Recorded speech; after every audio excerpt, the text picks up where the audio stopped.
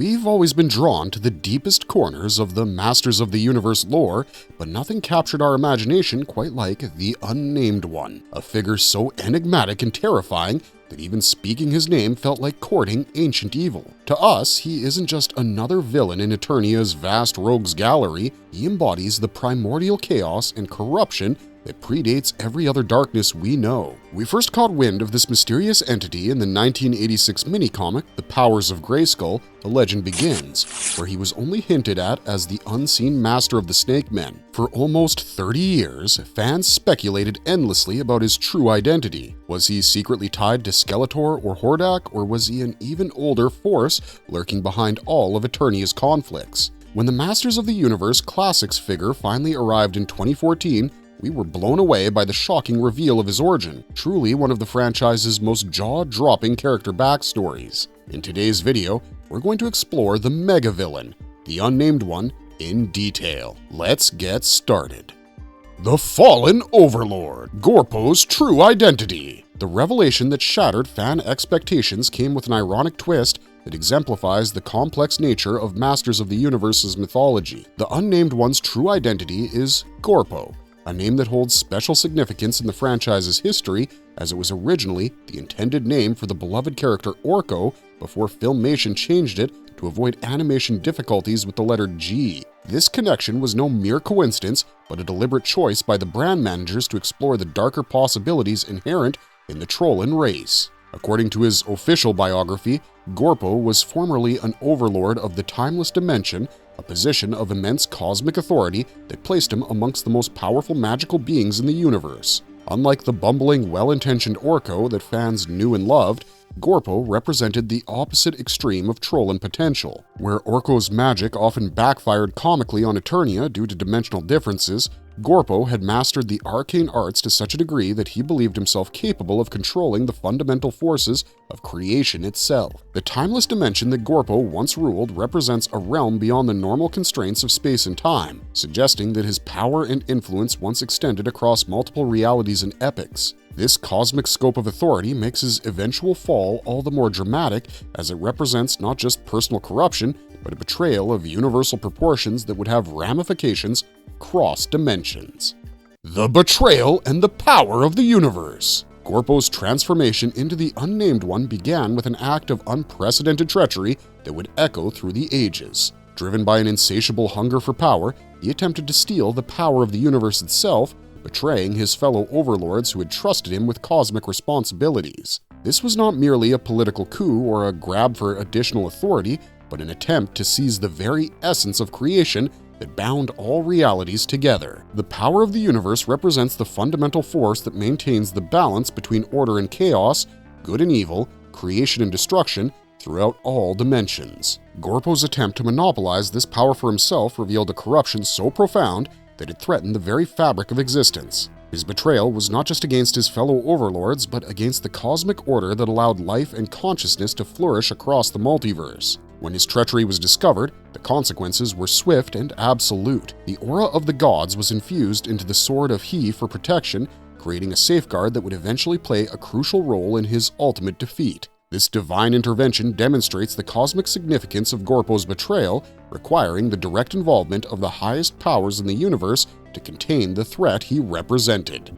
Banishment to the Nameless Dimension. The punishment for Gorpo's cosmic betrayal was as terrible as his crime was unprecedented. Stripped of his physical form and banished to the Nameless Dimension, he was transformed from a being of immense power and status into something far more sinister. The loss of his form represented more than a mere physical punishment. It was a fundamental alteration of his existence that left him as a formless entity of pure malevolent will. The Nameless Dimension itself represents a realm of exile and suffering, a place where the worst cosmic criminals are sent when even death is insufficient punishment for their crimes. This dimension exists outside the normal flow of time and space, making it both a prison and a place where forbidden knowledge and dark powers can be accumulated without the constraints that govern other realms. Here, in this place of shadows and whispers, Gorpo became known only as the Unnamed One, a title that reflected both his loss of identity and the fear that speaking his true name might somehow summon his attention. The transformation from Overlord to the Unnamed One represents one of the most complete falls from grace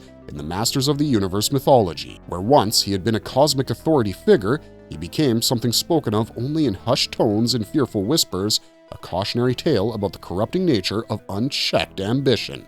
The genesis of the Snake Men. During his exile in the Nameless Dimension, the Unnamed One's malevolent genius found new outlets for expression. Cut off from his former cosmic authority but retaining his vast knowledge of forbidden arts, he discovered a method of combining the DNA of several reptilian species. This breakthrough represented not just scientific achievement, but a perversion of the natural order that would have far-reaching consequences for the universe. The creation of the Snake Men was an act of dark genesis that drew upon the genetic material of multiple cold-blooded species to forge an entirely new form of life. According to expanded lore, these species included representatives from various reptilian races across different worlds, creating hybrid warriors that combined the worst traits of each parent species. The Snake Men were not merely soldiers, but represented a new evolutionary path that prioritized aggression, cunning, and absolute loyalty to their creator. This army of cold-blooded warriors became the Unnamed One's primary tool for revenge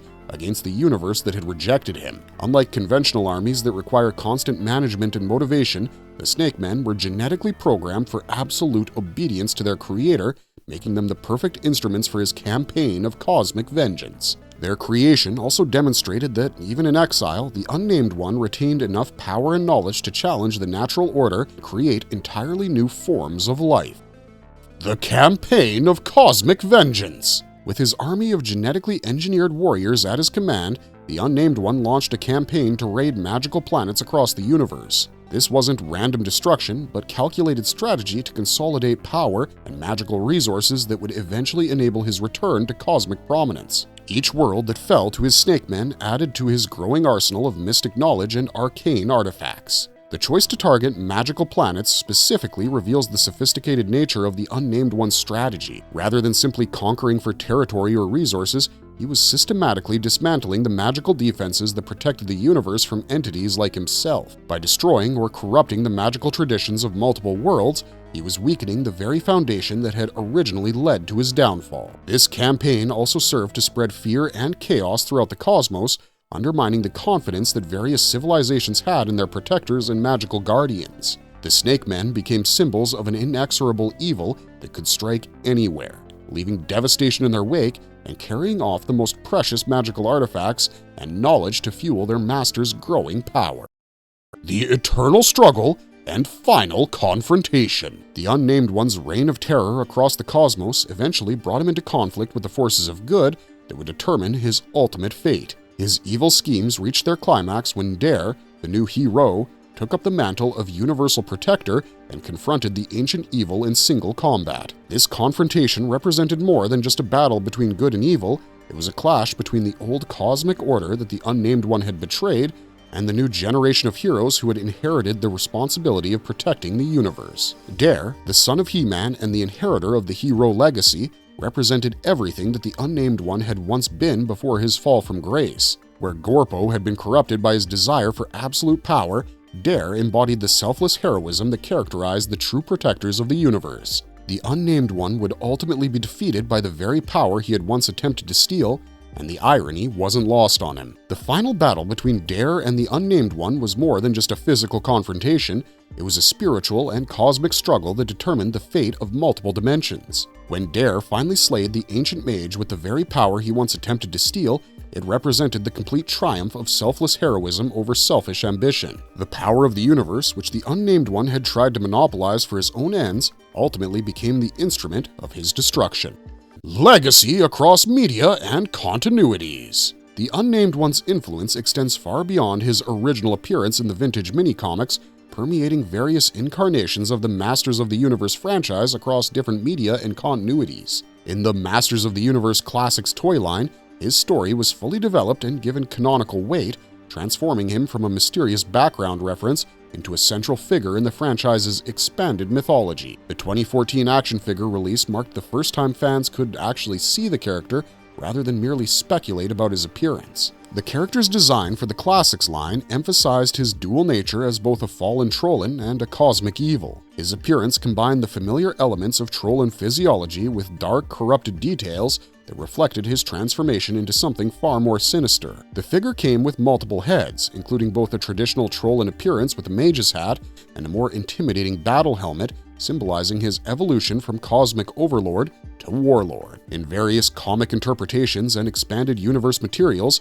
the Unnamed One's story has been explored from different angles, each adding layers to his complex mythology. Some versions emphasize his role as the ultimate puppet master behind various evil factions, while others focus on his tale about the corrupting nature of unchecked ambition. The Unnamed One has earned his place as one of the most compelling and terrifying figures in the Masters of the Universe pantheon, a character whose influence extends far beyond his relatively few appearances to touch the very foundations of the franchise's moral and mythological framework. Unfortunately, that's all we got for you this time, and that brings us to the end of this video. If you liked our deep exploration into He-Man's rich lore, drop a sub for us and let us know in the comments what you want to see next. We're always looking for ideas for new videos, but in the meantime, thanks for watching, stay safe out there, and have a marvelous day.